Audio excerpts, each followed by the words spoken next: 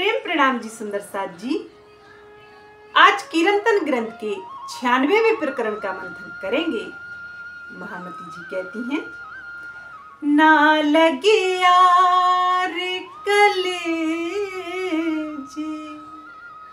जो एते देखे धनी गुण, कोट ब्रह्मांड पल थे पैदा, सोचा है हमारा दर्शन, वो चाहे हमारा दर्शन। महामती जी कहती हैं, हे सुंदर साथ जी, हे मेरे धाम के लाडले प्यारे सुंदर साथ जी, कितने आश्चर्य की बात है कि हमें इस दिव्य वाणी के माध्यम से धनी की पूर्ण पहचान हो गई है और हमें अपने निज घर और अपने निज स्वरूप की भी पहचान हो गई है। लेकिन फिर भी हमारे हृदय में, हमारे इस दिल में विरह और प्रेम की चोट नहीं लगती, जबकि हमारी महिमा इतनी अधिक है, हमारी गरिमा अकथनीय है, क्योंकि जो इस ब्रह्मांड को बनाने वाले नूर जलाल अर्थात अक्षर ब्रह्म हैं, उनके पल पल में ही, उनके संकल्प मात्र से ही करोड़ों ब्रह्मांड उत्पन्न हो जाते हैं और उनके आदेश मात्र से लय भी हो जाते हैं। ऐसे हमारे प्रियतम के वे सत अंग कहलाते हैं, लेकिन हमारे प्रियतम हमारी अर्थात अपनी रूहों के दर्शन की आकांक्षा रखते हैं। वे अपनी रूहों से अत्यधिक प्रेम करते हैं और सदैव ही वे अपनी रूहों को देखना चाहते हैं। महामती जी कहती हैं कि वे दिव्य धाम में रहते हुए अपनी रूहों के विषय में सोचते रहते हैं और उनको इस माया से कैसे निकाला जाए, यह विचार उनके हृदय में चलता ही रहता है। इसीलिए तो वे इस नश्वर संसार में आकर इस ब्रह्म वाणी को लाकर अपनी सभी रूहों को जागृत कर रहे हैं और धाम में ले जाने के लिए उन्होंने श्यामा महारानी को सर्वप्रथम इस नश्वर संसार में भेजा और कहा कि जितने भी धाम के सुंदर साथ हैं, मैं उनके बिना नहीं रह सकता हूँ, वे मेरी ही प्रियाएं हैं, मैं उनके बिना भला इस धाम में कैसे आनंदित रह सकता हूँ, जबकि वे मेरे आनंद अंग हैं। इसलिए उन्होंने श्यामा महारानी जी से कहा कि जितने भी धाम के सुंदर साथ हैं, उन्हें निज घर की सुध दिलाकर आप उन्हें उस धाम के अखंड सुखों को याद दिलाकर उन्हें बुला लाइए, अर्थात उनसे कहिए कि धाम धनी उन्हें याद करते हैं और वे वापस बुलाने के लिए मुझे भेजा है। महामती जी आगे कह रही हैं, अचरज के साथ जी सुनो कहूँ अपनी बीतक, धनिये मोको मेहर कर ले पहुँचाई हक। महामती जी कहते हैं, हे सुंदर साथ जी, मैं अपनी आप बीती एक बहुत ही आश्चर्य की बात आप सभी सुंदर साथ को सुना रही हूँ। धाम धनी ने मेरे ऊपर इस तरह से मेहर की है कि मुझे साक्षात ही अपना स्वरूप बना लिया, अर्थात कह दिया, हे इंद्रावती, मैं और तुम अब अलग नहीं हैं, मेरा और तुम्हारा स्वरूप एक है। महामती जी आगे कह रही हैं, ईमान ल्याओ सो ल्याइयो, कहूँ अनुभव की बात, मोको मिले इन विध सो धाम जननी साक्षात। महामती जी कहती हैं, हे मेरे सुंदर साथ, आप लोग इस बात पर अवश्य ही ईमान कायम रखना कि मुझे ही मेरे प्रियतम ने हफ्से में अत्यधिक तड़पने के बाद साक्षात दर्शन दिए और कहा कि हे इंद्रावती, तू इस नश्वर संसार में मेरे ही नाम से जानी जाएगी, अर्थात आज से तू प्राणनाथ के रूप में सभी 14 तबक के प्राणियों में प्रसिद्ध हो जाएगी।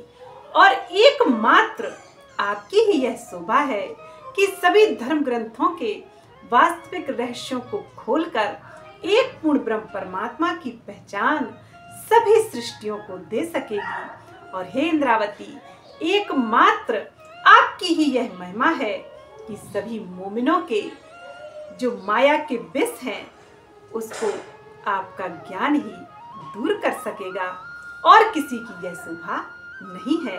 महामती जी आगे कह रही हैं, पीछे ईमान सब ल्यावसी ए जो 14 तवक अबल आकीन ब्रह्म श्रेष्ठ का इनमें ईमान इश्क। महामती जी कहती हैं, हे सुंदर साथ जी, बाद में तो सभी सृष्टियां मेरी इस बात पर ईमान लाएंगी और सभी उस प्रियतम पूर्ण ब्रह्म की पूर्ण पहचान भी कर सकेंगी। लेकिन सर्वप्रथम इस जागनी के ब्रह्मांड में मात्र ब्रह्म सृष्टि मोमिन रूह हैं, उस दरगाह की खासल खास रूहें ही इस बात पर ईमान लाएंगी, क्योंकि वे प्रियतम पर ब्रह्म के अभिन्न अंग हैं। जैसे सूर्य से किरण, उसी तरह से प्रियतम प्राणेश्वर उस अल्लाह और उन रूहों का संबंध होता है। इसलिए उनमें इश्क और ईमान कूट कूट कर भरा होता है और अपने प्रियतम प्राणेश्वर के लिए समर्पित होने की हिम्मत भी इन्हीं रूहों के अंदर होती है और किसी की यह शोभा, यह महिमा नहीं है। अतः सुंदर साथ जी, बाद में का अर्थ है जब कजा की लीला वह पूर्ण ब्रह्म परमात्मा उस योग माया के ब्रह्मांड में करेगा, तब सभी सृष्टियों को यह जानकारी होगी, पूर्ण पहचान होगी कि वास्तव में हमारा प्रियतम तो चौथे आसमान उस दिव्य ब्रह्मपुर परम धाम में रहने वाला है। वह नूरी स्वरूप मूल मिलावे में अपनी सखियों के साथ बैठक करता है, अर्थात मीठी मीठी बातें करता है। सबको ही यह विदित हो जाएगा, फिर संशय किसी के भी हृदय में नहीं रहेगा और सभी पूर्ण ब्रह्म परमात्मा की पहचान करके सभी 14 तबक के प्राणी ब्रह्मा विष्णु महेश आदि नारायण सहित श्री प्राणनाथ प्यारे की जय का जय घोष करेंगे और सभी को उस एक पूर्ण ब्रह्म परमात्मा की पूर्ण पहचान हो जाएगी और सभी प्राणी संशय रहित हो जाएंगे। इस दिव्य वाणी की इतनी अधिक महिमा है। महामती जी कहती हैं, इसलिए मेरे धाम के सुंदर साथ, मेरे धाम की सरदार सखियां इस ब्रह्मवाणी पर सर्वप्रथम ईमान लाएंगी और फिर वे सभी 14 तबक के प्राणियों को संशय रहित करने का बीड़ा उठाएंगी, क्योंकि एकमात्र उनकी ही ऐसी शोभा है, क्योंकि वे ही अपने प्रियतम को सर्व गुणों से संपन्न जानती हैं और वे ही उन पर ईमान सर्वप्रथम लाएंगी। महामती जी आगे कह रही हैं, ए बात नी के बिचारियो ज्यों तुम्हें साख देवे आत्म, पीछे साख दुनी सब तेसी, ऐसा किया खसम, अरे ऐसा किया मेरे पिया। महामती जी कह रही हैं, इस बात पर इस बात का आप अच्छी तरह से विचार करना और ऐसा निर्णय लेना कि आपकी आत्मा भी आपकी साक्षी देवे। 7वें दिन की लीला में सारे संसार के प्राणी इस बात को तो स्वीकार करेंगे ही कि मुझे धामधनी ने हफ्से में साक्षात दर्शन दिए थे, अर्थात वे साक्षात मुझसे मिलने आए थे। मामती जी कहती हैं, हे ब्रह्म सृष्टियों, सर्वप्रथम आप इस बात पर ईमान कायम करना कि वास्तव में मैं धाम की इंद्रावती और धाम के उस निस्वत से मेरे प्रियतम प्राणेश्वर ने मुझे हफ्से में दर्शन दिया। बाद में तो सभी 14 तबक के प्राणी यह जान ही जाएंगे कि प्राणनाथ किसे कहते हैं और प्राणनाथ का मूल स्वरूप क्या है, और जिसे लोग अनेक भाषाओं में, अनेक रीति रिवाजों में बांटे हुए हैं। वह प्रियतम परब्रह्म अलग अलग नहीं है, वह एकमात्र प्राणनाथ है। वह एकमात्र उत्तम पुरुष पूर्ण ब्रह्म परमात्मा अल्लाह है, जिसे पार पुरुष सुप्रीम द गॉड भी लोग कहते हैं। महामती जी कह रही हैं, मैं तो कछु ना जानती, श्री श्यामा जी दई खबर, अपन आए खेल देखने, धाम अपना घर, धाम अपना निज घर। महामती जी कहती हैं कि मैं तो इस संसार में आने के पश्चात परम धाम और अपने प्रियतम प्राणेश्वर के विषय में कुछ भी नहीं जानती थी। मुझे तो उन रूह अल्लाह अर्थात प्रियतम परब्रह्म के आनंद अंग उन श्यामा महारानी ने संपूर्ण सुध दी है और कह दिया है कि परम धाम ही तुम्हारा निज घर है, तुम्हारा असली घर है, और उसी धाम में तुम्हारी परात्म का श्रृंगार है और वहीं तुम असल रूप में बैठी हुई हो। मामती जी कहती हैं कि उन्होंने यह भी बताया है कि मात्र तुम इस नश्वर जगत में मायावी जगत के खेल देखने आई हो, अक्षर ब्रह्म की प्रकृति की लीला को समझने के लिए आई हो, और तुम्हारा कोई आने का यहाँ प्रयोजन नहीं है, और तुम्हारा असली घर तो वह दिव्य धाम ही है, जिसे दिव्य परम धाम, चौथा आसमान और नूर जमाल का ठौर कहते हैं। ऐसे दिव्य धाम की तुम रहने वाली हो। मामती जी कहते हैं, इसलिए हे सुंदर साथ, इस नश्वर संसार के झूठे खेल में मत पड़ो, केवल दृष्टा भाव से इस खेल को देखो और अनुभव करो, और अपनी सुरता को अपने निज स्वरूप में और उस दिव्य धाम में ले जाओ, जिससे प्रियतम परब्रह्म के अखंड नूरी स्वरूप का दीदार होगा और उनके आनंद की लज्जत इसी नश्वर संसार में सभी रूहों को मिल सकेगी।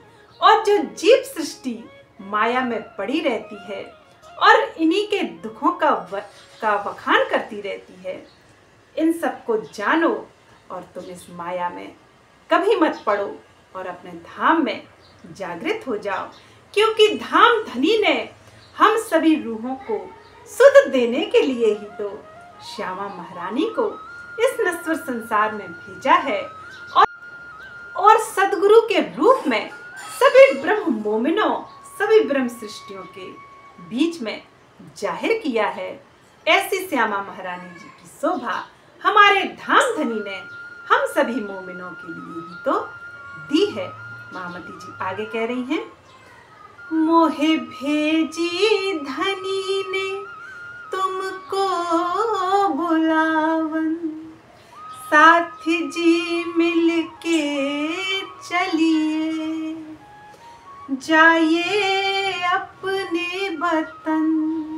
मामती जी कहती हैं कि मुझे धनी ने तुम्हें जागृत करने के लिए ही तो इस नश्वर संसार में परम धाम वापस बुलाने के लिए ही तो भेजा है, वरना मैं इस नश्वर संसार में क्यों आती। और वे कहते हैं, हे सुंदर साज जी, हम सबको अब जागृत होकर उस धाम धनी की और अपने निज स्वरूप की पूर्ण पहचान करनी है और सभी को मिलकर एक साथ उस दिव्य धाम में जागृत होना है।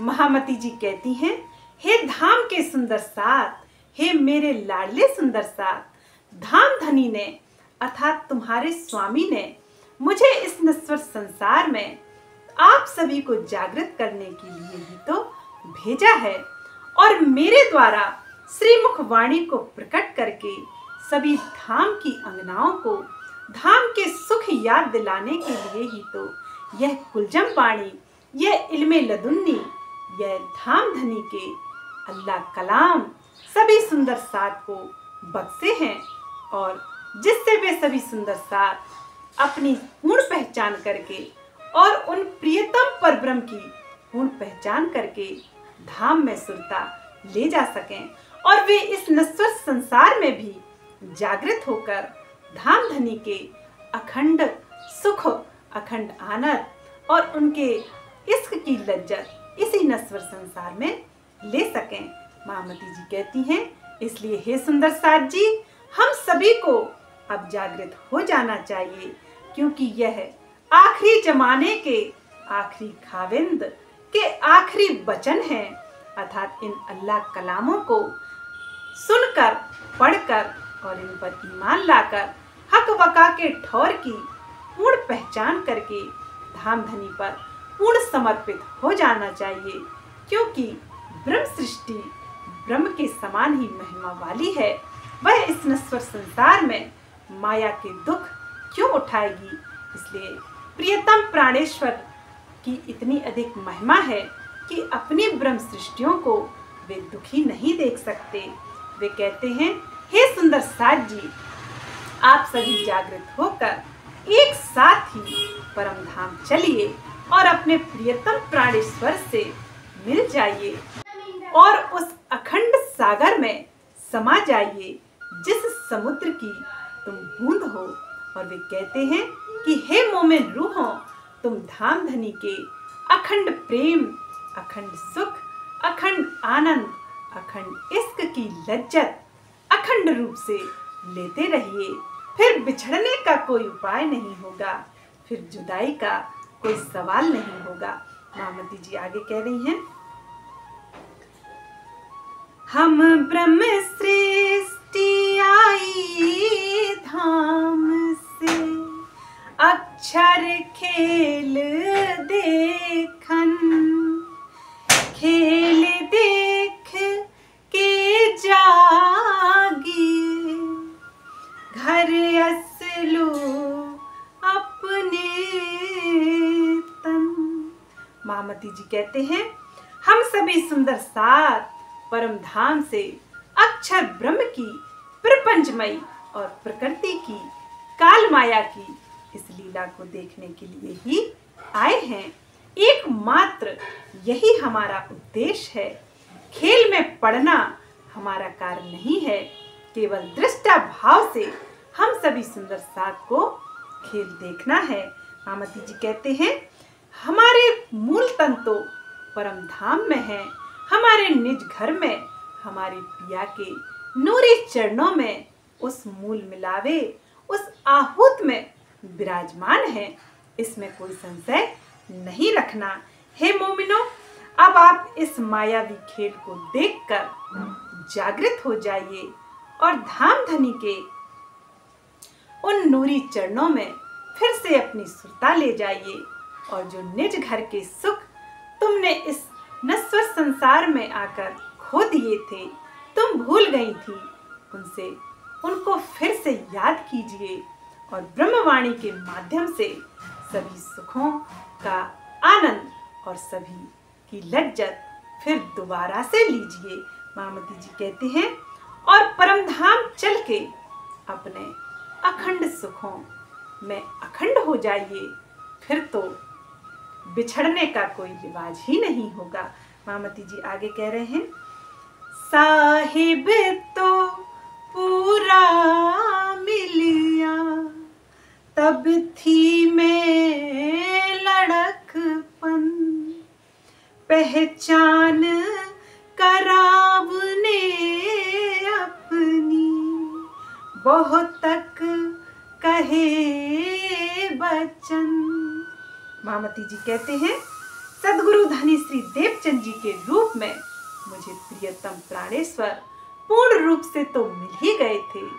वे इस नश्वर संसार में मुझे इस तरह से मिले थे कि मुझे आनंद का स्वरूप लग रहे थे, लेकिन मैं लड़कपन में थी, अर्थात मैं अज्ञानता के वजह से, अज्ञानता के कारण मैं उनकी पूर्ण पहचान नहीं कर सकी थी। वे कहते हैं, मैं इतनी नासमझ थी कि मैं अपने धाम धनी को इस नश्वर जगत में पहचान ना सकी, अर्थात माया का वह वचन पूर्ण हो गया।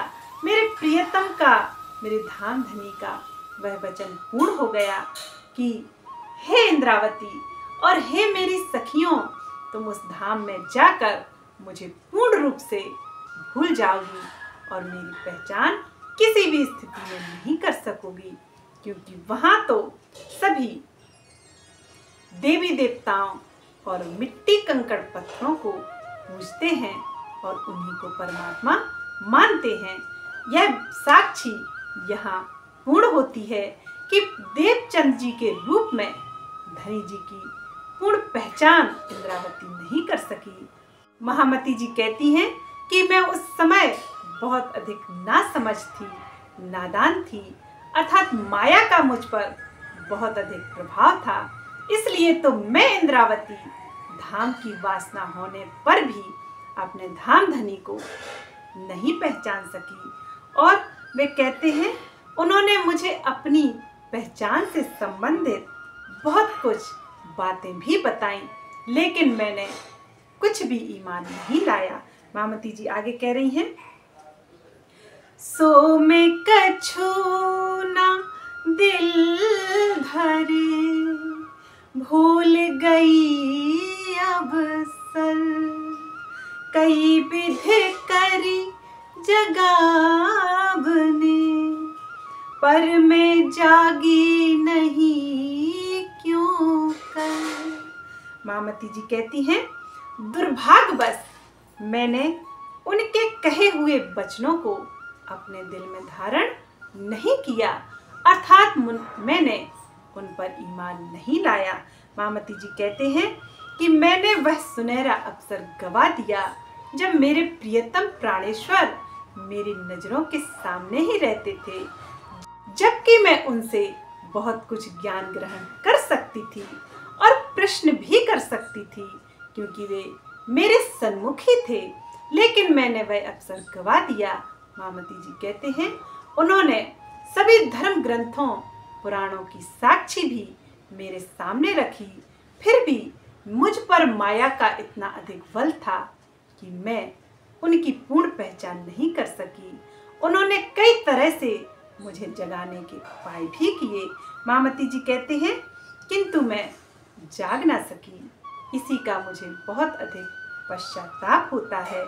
वे आगे कह रहे हैं, मोहे चलते वक्त बुलाए के, जाहिर करी रोशन, धाम दरवाजे इंद्रावती, ठाणी करे रुदन।